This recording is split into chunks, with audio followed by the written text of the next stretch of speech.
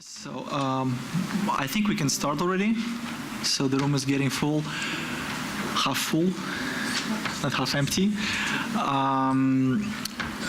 European Commission recently adopted an extended investment plan. What is it about? Why is it important for Ukraine to improve investment climate? How it will be rolled out in the country? And will be explained in details by Ms.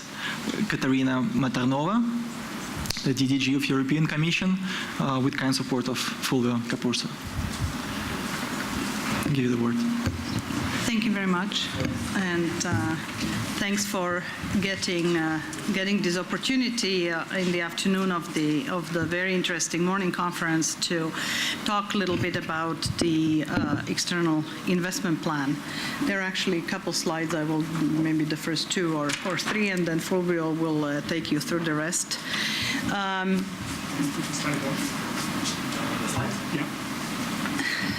It was both in the impressive morning sessions where, as I said earlier, if during transition reforms one had the availability of having 4 or 5 or 6 reform ministers, like we saw the lineup in the morning, that would be a dream. And many of the transition countries were starting with much fewer. I remember the time in Slovakia, and we heard a lot of messages. We heard about corruption. We heard about the potential. We heard the dance brain and grain analogy, which I very much like, and agree also with the ambassador who said in the morning that one of the biggest assets of this country is the human capital. But there was one theme that weaved through the presentations, and not only the morning session, but also the political one, Fulvio tells me, and that's the need for investment, and that's the need for really bringing this country to the next level. One has to still take on vested interests, one has to deregulate, one has to demonopolize, etc. But there is essentially also a fundamental need for much greater levels of investment to move from the current, while impressive compared to what was 2 years ago, growth trajectory, but into something which would then start bringing convergence and sustainable growth path. And so we have identified this as an issue in the Commission, and we have been actively discussing, as I mentioned, with the Lithuanian ex-Prime Minister, who I understand is coming to Kiev next week. Also about the context, what they started talking about is Marshall Plan, now call it European Plan for Ukraine, and saw that it really dovetails and its ideas very nicely with something that we have developed in the European Union over the last year. And that's something that we would like to explain to you a little bit what it is, and then perhaps if there are more detailed questions, interest, we'll be happy to even come back to Kiev anytime and do a series of this. But essentially we looked at the toolbox of the assistance possibilities that the European Union has, and it's very similar to what the official IFI lenders have. You know, you have your investment grants, but we don't lend on the investment side. We have grants, so you have investment grants, you have technical assistance. We have increasingly over the last few years been developing series of financial instruments through a process that we call blending, where we discuss with our IFI partners and representatives of national development agencies such as KfW of Germany or AfD of France, a possibility of bringing our grant elements and merge it with the official lending to make a concessional part where needed, and this has been sort of the tradition over the last 10 years. The one part of the toolbox that was missing, and we were hearing it from various corners, was in fact a de-risking tool.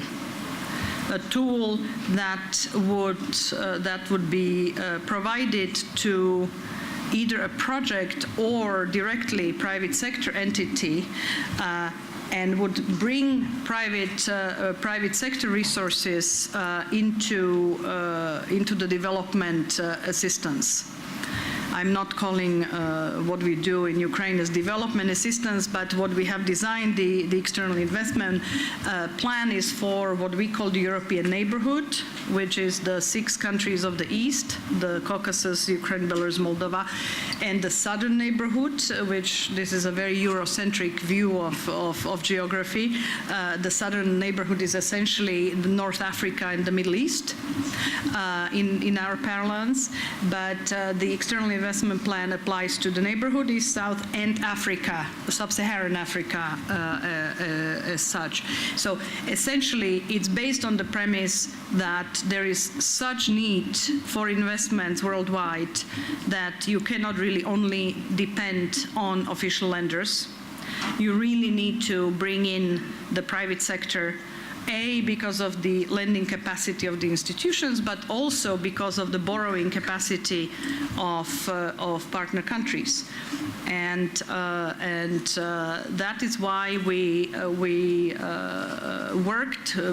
held numerous focus groups with banks, with private sector entities, discussed it in the partner countries, in various places in Europe, and we're convinced through that process that actually putting a de-risking guarantee, a de-risking tool into our assistance toolbox can actually fill, is not going to be a panacea, but can actually fill an empty slot. So this is what we launched the process of preparation in the summer of 2016. Initially, it was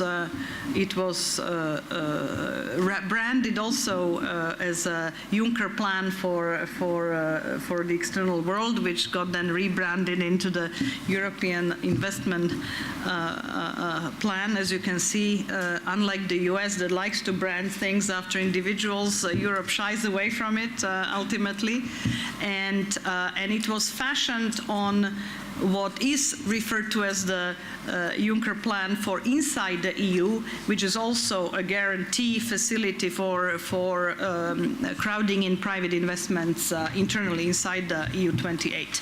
So we started the process in 2006, and in something that is a lightning speed in European institutions terms, we actually launched it after a full legislative process in 1 year, in September of 2017, and the premise of the plan is very simple.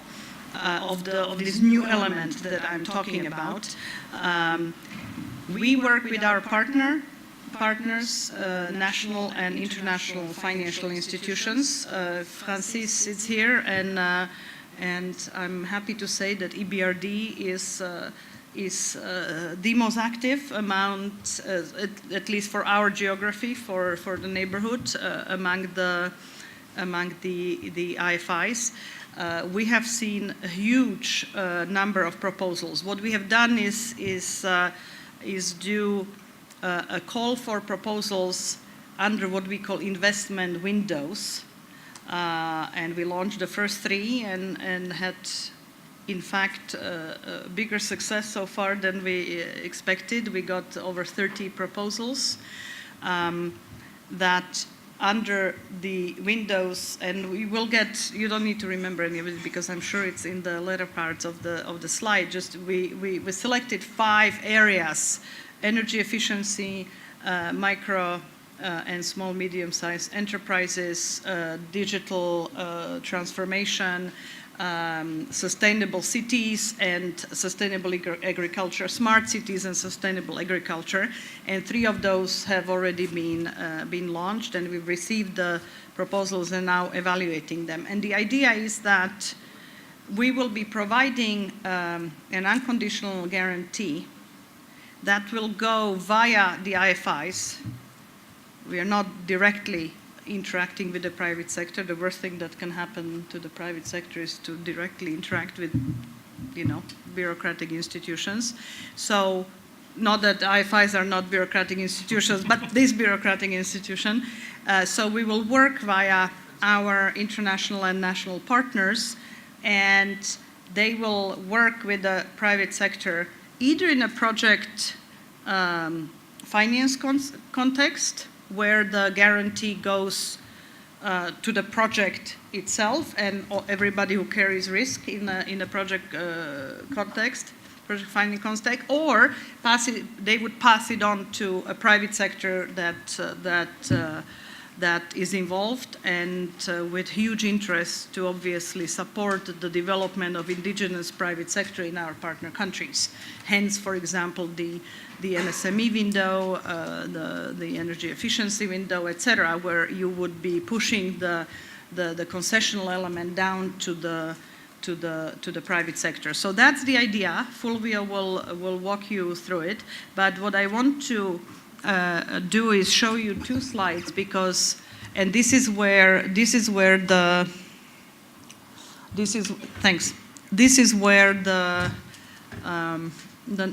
not only the narrative, but this is where we see the synergic effect from discussing our external investment plan and the investment plan for Ukraine that the Lithuanians have brought to the table. What I just described is new element in our toolbox. The de-risking instrument is only a part of the broader investment plan. What the broader external investment plan are really 3 pillars of what we are planning to do, and it's very much in the case of Ukraine. It fits one-to-one with the needs of the country. The investment plan has 3 pillars. One of them only is financing. And under the financing is the new element I just talked about, but also our blending activity that we've been doing for a number of years together with the financing institutions. The second pillar is technical assistance, and the third pillar is improvements in investment climate, business environment, and broader policy environment. And this may seem obvious to a number of us, and I've been dabbling in this kind of work for decades, so yes, it is intuitive and obvious to me. You would be surprised how this is not necessarily obvious to the way we do external assistance and deal with our colleagues in delegations, etc. You essentially, the notion that it's not enough to invest, you actually need to also invest in improvements in the investment climate. Otherwise, the investments may not happen for a variety of reasons, for lack of capacity. And I mentioned the over 5 billion euros that are committed to Ukraine by the financial institutions and are not being disbursed. For what reason? For bureaucratic obstacles, lack of capacity, probably on both sides, for maybe some faults in design, but often due to administrative or regulatory problems. And so it's for these reasons we are bringing this to the attention of people from the institutions that carry this kind of work in the various delegations across the world, that this is important, and engagement in a policy dialogue with the with the authorities, with other stakeholders is important. And then the middle pillar, the technical assistance should, yes, it does have actually two arrows. And that's important because one arrow is to show, is going to the finance pillar, essentially to say that we all know there is a worldwide lack of bankable projects. And the more every institution, you know, the IFC now has 2 billion private sector window under the very concessional lending, never happened before. Germany under the G20 presidency talked about private sector under concessional money. We are rolling this out. There is going to be really a lack of bankable projects. And it's not only a matter for Guinea and Niger and Sahel countries and Somalia, which is certainly going to be the case, as I hear from my colleagues that work with Africa, but it's going to be a problem, and it is a problem also in Ukraine, in Moldova, in Belarus, or in Tunisia. So what we are putting on the table is also technical assistance to help develop bankable projects.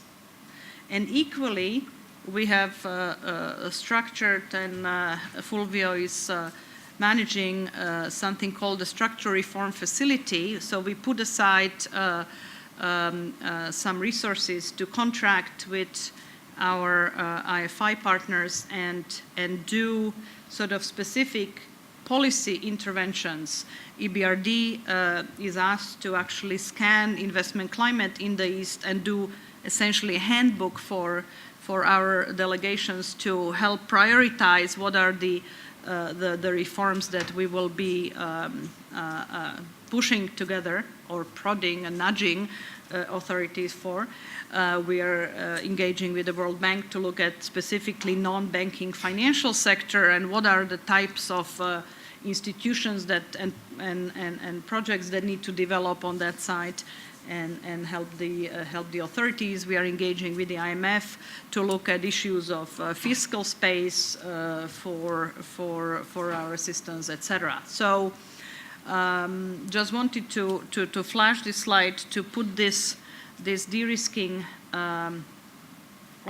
project specifically where it sort of fits. And I'm turning it over to Fulvio, who will give you facts and figures, and then feel free to interrupt us at any point with a question or clarification, and then let's have good time for dialogue. Thank you very much, and thank you. Well, I would say, first of all, thank you to Dragon Capital that allowed us to have this presentation. It has been very kind. Also kind to have, I understand there are some members of the European Business Associations to which, the invitation was extended. This is something that we really appreciated. Well, I will not go, a lot of elements has been presented already by Katarina. I will try to summarize a bit, enter a little bit more into details and covering the part where we see how the plan can work better for Ukraine. But as Katarina said, please, this is a seminar. It's meant to be an interactive session, so feel free to interrupt, to ask questions. And also, after the seminar, we're here to provide any information you may need. I would start, I will take over from the three-pillar approach, because indeed, this is the new approach, is the idea of not having only finance, is to combine finance with the technical assistance and with the policy dialogue, because the common understanding now, not only in Ukraine, but in all the countries where we want to operate, is that finance alone is not enough. We cannot, all the money we pour in, and here in Ukraine we have been discussed about money that are actually stalled, are not enough to mobilize investments. We need to mobilize investment to create growth and to create jobs opportunities. This is the major objective of the plan that we intend to achieve. Going one by one on the different pillars. So the first one, Katarina has mentioned, is what we call European Fund for Sustainable Development, which includes the blending, and I will go on it in 1 minute, and the new standalone European Fund for Sustainable Development guarantee and the guarantee fund. what is the blending for the European Commission? Well, blending is the use of EU grant cash to leverage investments from financial institutions. This is a very simple concept. We have started in our region 10 years ago with the Neighbour Investment Facility, which has evolved along the years, and also the use of the grant has evolved along the years. In the beginning was providing a grant in terms of to finance a feasibility study for a project or to contribute to reduce the cost of the investment. Now we have grant projects, blending projects, where our grant is used as a first loss coverage within a structured fund to crowd in private investor within the fund that has a development impact, invest in MSMEs, invest in energy efficiency projects, and so on. In 10 years, we've been able to provide with almost 2 billion euro of grants, something like 16 billion euro of investments by international financial institutions. As Katarina said, we cannot work directly with the private sector, and honestly, I mean, we don't have the capacity to work that. We're not a financial institutions. We have strong partners, IFIs, with whom we work, and that help us reaching out, and to crowd in the private sector. Well, this is about the blending and the geographical distribution in the 10 years. I mean, this is a little bit old now. The figure is a little bit more updated, but as you see, Ukraine is very underrepresented. So the idea is, from now on, and starting, from this year, to use more and more blending in Ukraine, now that the conditions, allows it, to mobilize more and more investments, and to have a wider part of our cash resources, of our blending, to mobilize investments in the country, in Ukraine. If I may just clarify one thing, and I very much agree that for a variety of legacy reasons, Ukraine has been underrepresented in here. But it's slightly misleading because there is, you see the yellow and the green regional south, regional east part of the pie. And regional east is the 6 countries. And so Ukraine has been benefiting from that green part because all of our SME, for example, support, etc., that EBRD, among others, has been implementing benefit proportionately, essentially benefit Ukraine. Yeah. So a big portion of the green pie would be destined to ultimately to Ukrainian beneficiaries. Indeed, the CFTA facility is one of the examples with EBRD, with EIB, with KfW. We have several instruments at the regional level beside, the specific ones on Ukraine. But indeed, the idea is to grow, the Ukraine-specific envelope.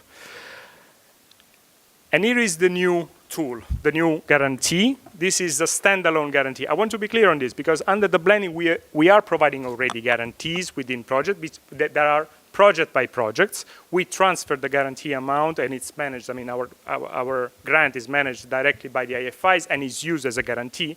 In this case, this is a guarantee and a guarantee fund on the EU budget.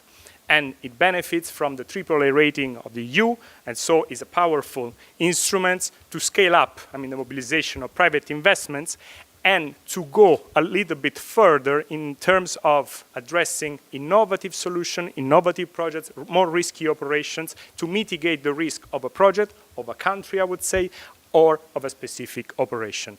As we have mentioned, there is a reinforced focus on leverage more and more private capital.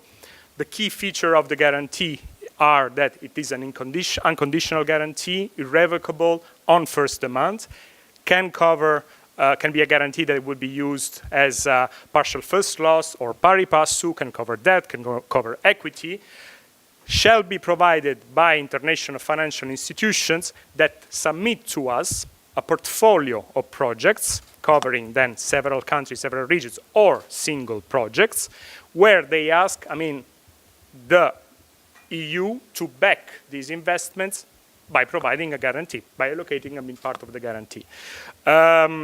It's important that for us, what we look at are proposals where the guarantee is passed over to the private sector. We want to cover the risk of the private operator entering into an investment project that for us is a priority. Katarina mentioned, is based on investment windows. We have defined primarily, 5 areas of intervention. Yeah, this is the process. These are the first 5 investment windows. And when I watched the video of Ukraine Invest earlier this morning, basically the 5 sectors which are represented here cover all the sectors that were presented this morning. We go for micro, small, and medium enterprises, manufacturing.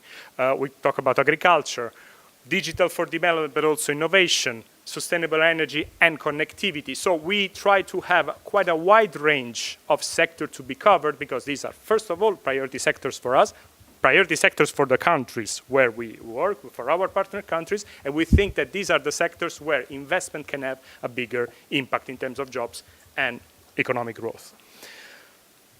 We have started, so we have published, the calls for the first 2 investment windows, the sustainable energy and connectivity and the MSME ones. Deadline was 31st of January. We have received 30 proposals, 30 portfolio proposals by partner IFIs for an overall request of 2.6 billion. So the request of guarantee exceeds the guarantee amount that we have. The whole guarantee fund is 1.5 billion. So we consider this as a preliminary success. Of course, we are in the assessment phase of the proposals, but this means that, for us, it's already a sign that there is a demand, and the risk mitigation is something which is absolutely needed by the market. Out of these 2.6 billion, more than 1 billion is addresses EAP countries, Eastern Partnership countries, and Ukraine is all over the place. In all the proposals where Eastern neighbors are concerned, Ukraine is there. Again, this is demand for the guarantee, and the guarantee should leverage investment. So 1 billion would be the guarantee coverage. In the blending, we have usually a leverage of 10. So you can make some rough calculation at the moment to see what could be the impact in terms of actual mobilized investments. Technical assistance has been already mentioned by Katarina. The idea is to support, the preparation and implementation of bankable projects. This is something we've been already doing and we continue to do in terms of grants that we have been providing in 10 years, something like roughly 500 million euro, beside, the support, to actual investments. And as it has mentioned, technical assistance also to scale up, the policy dialogue with the different countries.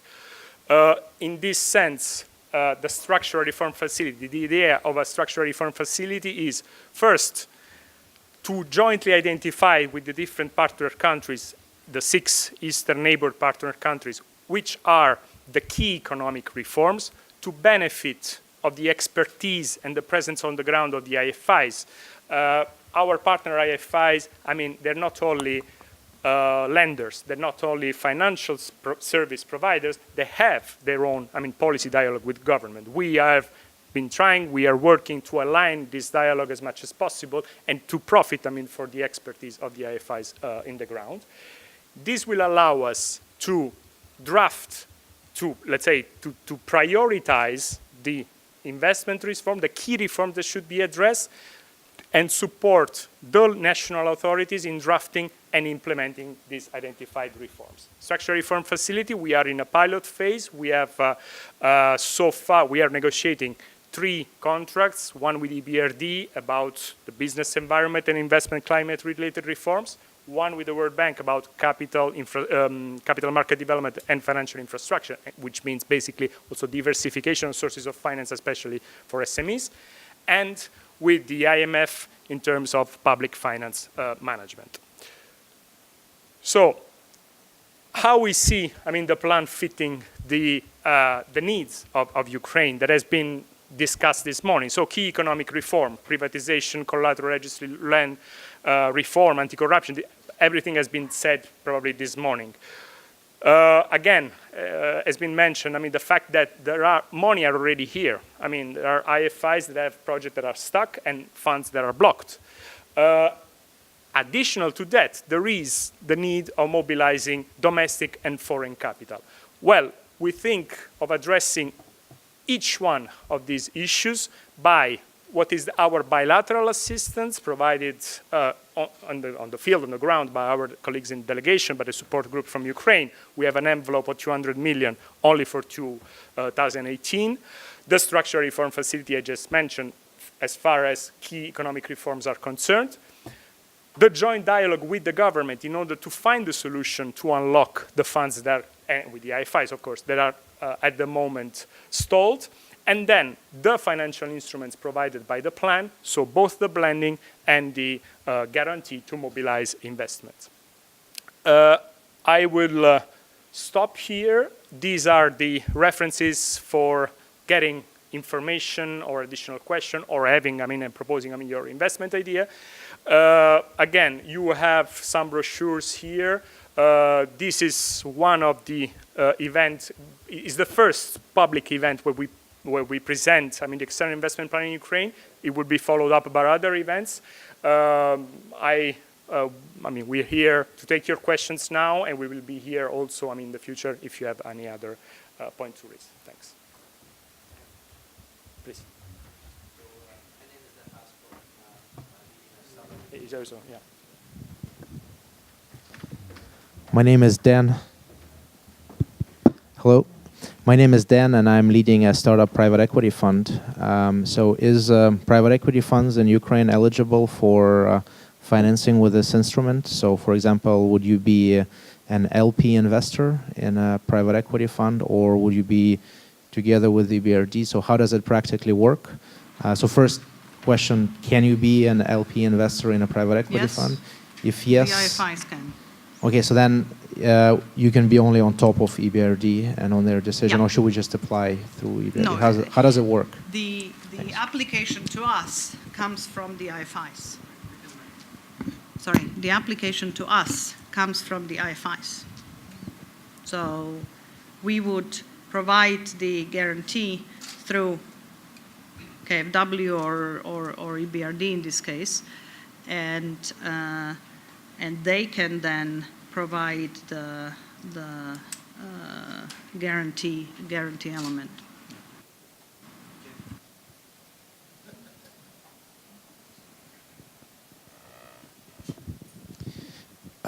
Dan Bilek, Ukraine Invest. Just wanted to clear up a couple of things, and this is very timely. In fact, I've been talking about this since the day I was appointed, that the one missing link in the assistance or the support that Ukraine gets from the EU was exactly an export financing, and it made OPIC filled that space pretty quickly.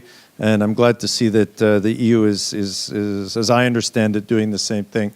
But I think there's this notion about that somehow there's 5 or 6 billion lying around in Ukraine's accounts that Ukrainians didn't want to use, or was a regulatory. I think you mentioned it, regulatory or administrative, bureaucratic. It's actually worse than that, and it's actually much more simple. We didn't have and this is something I can tell you, is that we just didn't have the capacity to use it because we didn't have any projects. And, the Chinese were in with a huge delegation of 50 people headed by a vice prime minister, vice premier last December, and they put 7 billion on the table and said, we're prepared, starting price, we're prepared to invest this. And, everybody got excited until I pointed out that we don't have even 1 billion worth of absorptive capacity. And so this is why I'm very happy to hear that Fulvio, when we were talking about connecting you with the people, the Lithuanian initiative on the so-called Marshall Plan, which I'm glad they dropped that term.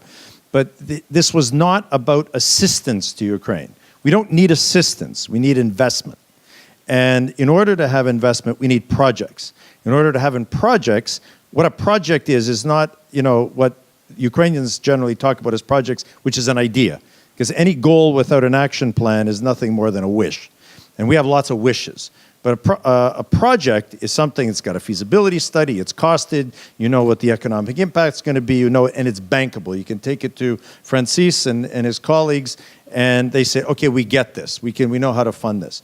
So that's the challenge that we have now, and that's why I was so keen to link you up with what the Lithuanians are doing, because we need to have these public investment projects, which is something that we now are developing inside the government, which we hopefully will be in a position to roll out in the next few weeks. There will be 5 major public investment projects, at least 5, that will boost economic growth. So in terms of all what I've heard, what we discussed before, and this is the first time we've seen this plan, which is great. When you talk about the technical assistance, the first thing that we need to do to get these public investment projects going is feasibility studies. So we can maybe access, I'm going to go and plead with Daniluk next week about using some of that money to fund these feasibility studies for these major public investment projects. They're probably looking at around the total cost of these projects. I think we estimate big ballpark figure around 14, 15 billion. They might be more, they might be less. But is this something? Billion. Yeah, not hryvnia. And in terms of what you're able to support, are you able to support with this the feasibility studies if we need to do that, or when we need to do that? Is it there to, and what are your funding limits in terms of how you would structure, for example, a toll highway, or the electrification of Ukrzaliznytsia, or turning the Dnipro into a major logistics waterway? What would your role be relative to what Francis's role or World Bank or anybody else would be in that regard, and what are your caps on how much you can put in? And do you have a checkbook? Sorry? Did you bring your checkbook? I'd always carry it with me. But the answer is yes. Just a couple of clarifications. It's what the external investment plan is not an export promotion finance, because that's what this is really investment finance to generate private sector participation in economic development. So it's not and that's why I mentioned, I'm not saying that there's not going to be European private investor benefiting from it. Of course there will be, but the idea, especially under the MSME window, is that the benefits of the guarantee would go to the local, to the indigenous private sector. So as a result, you would have a cultivation and support for the local private sector in agribusiness, across the areas. So that's one point. The second point is I referred to, since I'm an energy efficiency evangelist, and we just had a great event in yesterday by the government passing the secondary legislation for the energy efficiency fund that we've been constructing together with the Ukrainian authorities. I spoke in shorthand about energy efficiency window. It's in fact very much along what you just discussed. It's an infrastructure energy it's a connectivity, meaning connectivity, infrastructure, and energy efficiency window.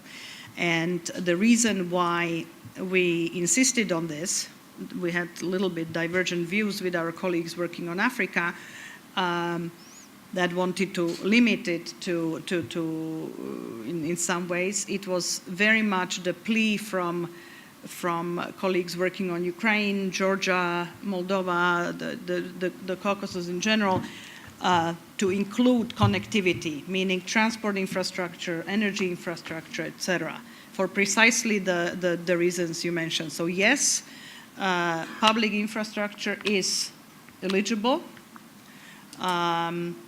And you can apply, and the way it would work, what is our role vis-a-vis Francis's role? Francis would apply, would construct, in Georgia, one of the proposals is the Anaklia seaport, right? So if you would have our Dnipro logistics hub, right? A classic project finance proposal, presumably, where you would have a promoter, where you would have different lenders, where you would have guarantors, etc. And there is always going to be risk that cannot be picked up either by the private sector or through the agencies that have their limits, exposure limits, etc. This is where the guarantee would come in to facilitate either a PPP or a more classic project finance concept. So if you are talking about big 5 public sector projects, that's exactly what we would want to do through that window. So what I suggest is that, I mean, we already did a proposal under that window, but one of the innovations, we'll see how the implementation goes, but one of the big innovations from our perspective is that while the blending, we have approval on a project-by-project basis, under the guarantee, the IFIs proposed windows. So I can see how into the window on connectivity, these projects, once you identify them, etc., can feed in. So that's first good news. And the second good news, you asked me about the feasibility studies, etc. That's the kind of support we've been, in fact, giving under the Neighborhood Investment Facility now for years. And that's precisely the area where, don't ask me why, because I don't have a reason other than legacy reasons, because the bilateral envelope for Ukraine is so substantial that there wasn't, I guess, the perceived need to be more active under the NIF window, but this is exactly the kind of things we pay for through the Neighborhood Investment Facility. So again, Francis or EIB or KfW or another partner would come and say, we want to do a feasibility study on the Dnipro logistics hub, and our plan is to then develop it. And we would put some financing, and we would syndicate others to put in. And we will also get, Oshchad Bank to be financing it as well. So it could be either under the guarantee, under the new plan that we just discussed, or it can also be part of the more traditional blending, depending on the size of the project and the need to bring in or not a private sector investor.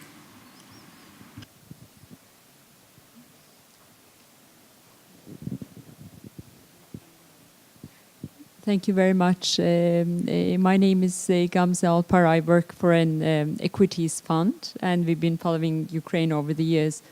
My question may be more of a philosophical one, because you brought up this Marshall Plan that was, I guess, named by the Lithuanians. My question is as follows. I think these are all great on a micro basis, project basis, working with EBRD and, other IFIs, but that takes time, from my experience, to get these projects approved, funding provided, and that's great. But Ukraine is a country with $2,000 GDP per capita, roughly, or 2,500.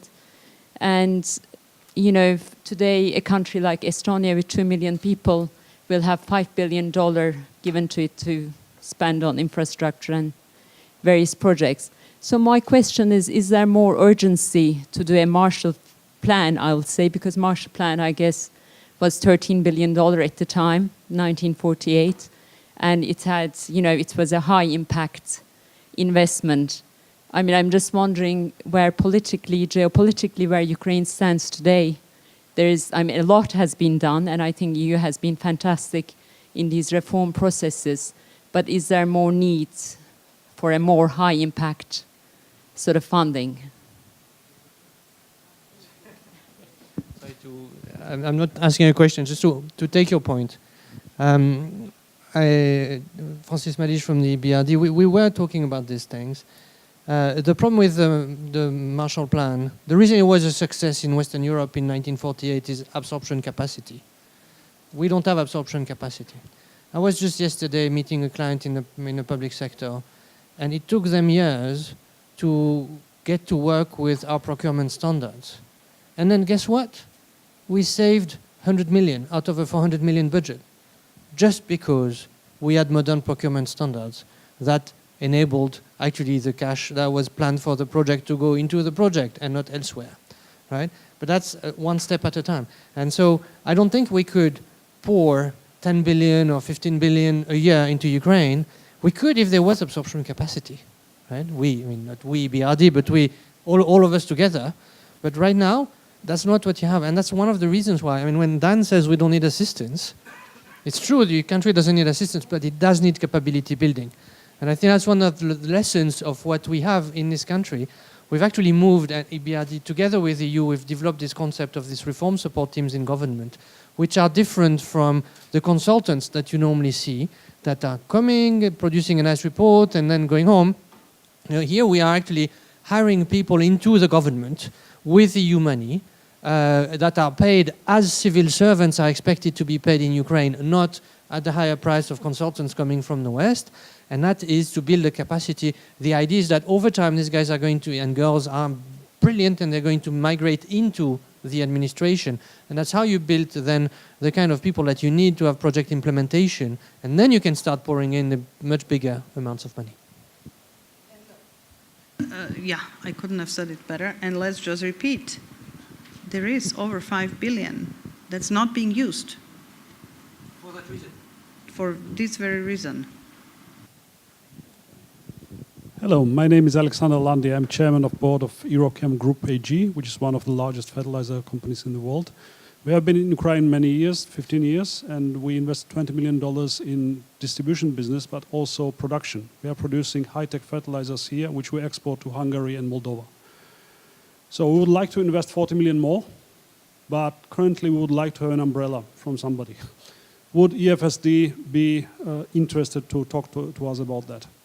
Or should I continue talking to Francis only? Monopolist. Continue talking to Francis, talk to others to create a little competition for Francis. And in fact, sustainable agriculture and agribusiness is one of the windows that is going to be open in a few weeks in March. And so this would be a perfect project for that. So yes, he would talk to him, but then he would use our money. So shall I send you some information or okay. If I may just complement on this, because while EBRD and the others, they are in a hurry to submit to us proposals, to have any proposal included in a portfolio is not something that should be done until the 31st of March. What I mean is, by 31st of March, we need to receive proposal by the IFIs on a portfolio for actual projects and potential projects. Basically would mean financial schemes that will submit to us. We're going to assess this.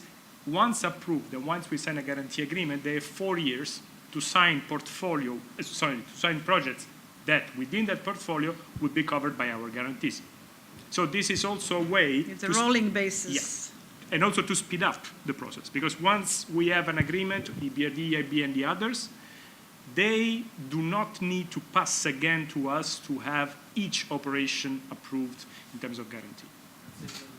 So the window opens in 2 weeks and the deadline But the window is open. Yeah, exactly. The window is for them. And then there's going to be 4-year implementation period. Yeah, what's the deadline for agricultural projects? Anytime as of March. And one other point, because of your question, since you represent an equity fund and the gentleman who was here, also, what we want to also generate under the MSME facility window is actually support for equity and private equity and other type of and quasi-equity funds to get out of the to really get out of the overbanked environment that we have in Eastern Europe and really go into non-banking and into equity type of products. So the idea is that under that window, the IFIs will be able to invest in or support, give a guarantee for take first loss, whatever the structure would be in the local equity vehicles. Katarina, do you see the gap between like these tools that you presented? Is it working? Do you see the gap between the tools that you presented and the volume of investment that is available, in fact, for free from the EU structural funds, but by countries that are on the west from Ukraine? Like when we look on it from the perspective, for example, of labor migration, when people go to Poland, which effectively opened the labor market to Ukrainians, in a large extent, not only because of the higher personal incomes they could get there, but also because of the higher quality of life, which results to a large extent from the investment into public infrastructure. Did you consider like maybe some non-standard solutions, like some sort of sovereign fund,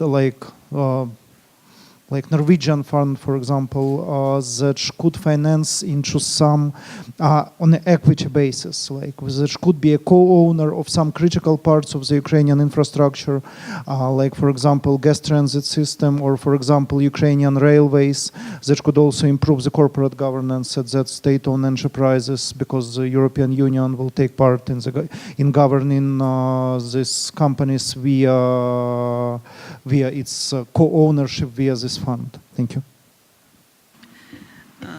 Thanks a lot.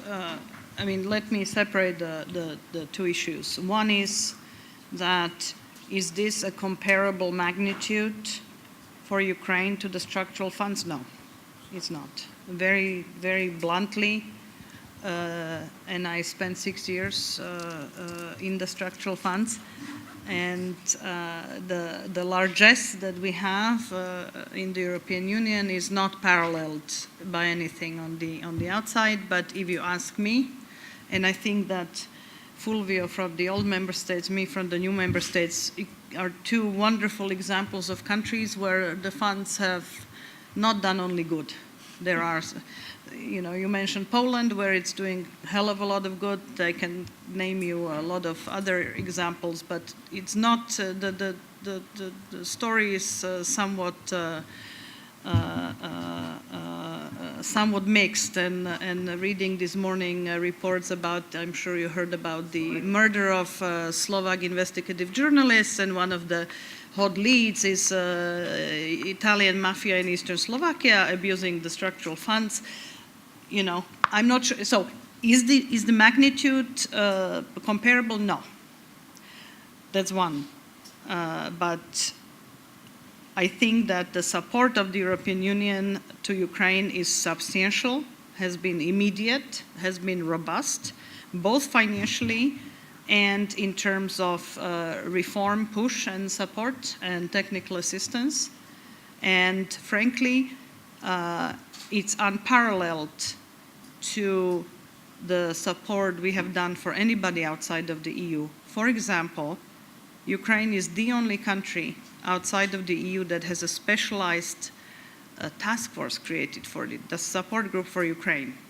Stefan there is a key representative of it. Peter Wagner is the director, and it's the only institution like that for any country outside of the EU. We have one for Greece, and we had one for Cyprus, etc., but those are member states. So I think that while we are not matching the levels of inside of the structural funds, I think the EU support is very, very substantial. The American ambassador today mentioned $2 billion in grants and loans and loan guarantees from the EU. It's multiple of that, by the US, it's multiple of that. It's 7 or 8 billion by the EU. So I think that sort of needs to be said. And to your third question, look, we are not going to be a sovereign wealth fund investing directly as equity. But in terms of support for corporate governance and working, sitting in boards, etc., that's something that we very much collaborate on with our partners. like EBRD, like others, who take that role and often do it with our support. And Francis just mentioned the reform teams that we finance putting into the government. I mean, that's very much the same idea. So no, we don't do it through a direct financial stake. Very importantly, because we don't have the kind of resources. Let's just keep in mind that the EU budget is 1% of GNI of the EU currently, right? So we are not talking about the scale is the member states still keep 99% of the GNI for their own expenditures. So we are really not talking about the same volumes. But I think both the governance support as well as the reform support and the leveraging of the financing now even through this innovative means is, I believe, quite substantial.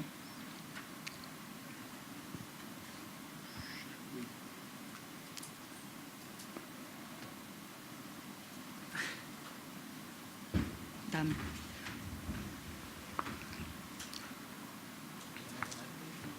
Oh. Any more questions? So I think this is it. Very important, at least what I understood from you said 10 times leverage. That means that IFIs will put just say X and you will cover the rest with the first loss piece, but it will be a very huge piece. Yes, but we don't cover 100% of the risk. Yeah, well, they bear 10% and you do... It really depends on the kind of projects, but the idea is to have a risk-sharing structure so that our 30%, 40% of risk that we cover is the real additional part. We don't want to distort the market. This is another issue. I mean, we don't want to enter where the market can set the scope. We want really to do the additional part which is needed to make a project which is feasible, not bankable, to make it bankable. Okay, fair enough. So if we have no more questions, thank you very much. Thank you for the presentation. Thank you for attending.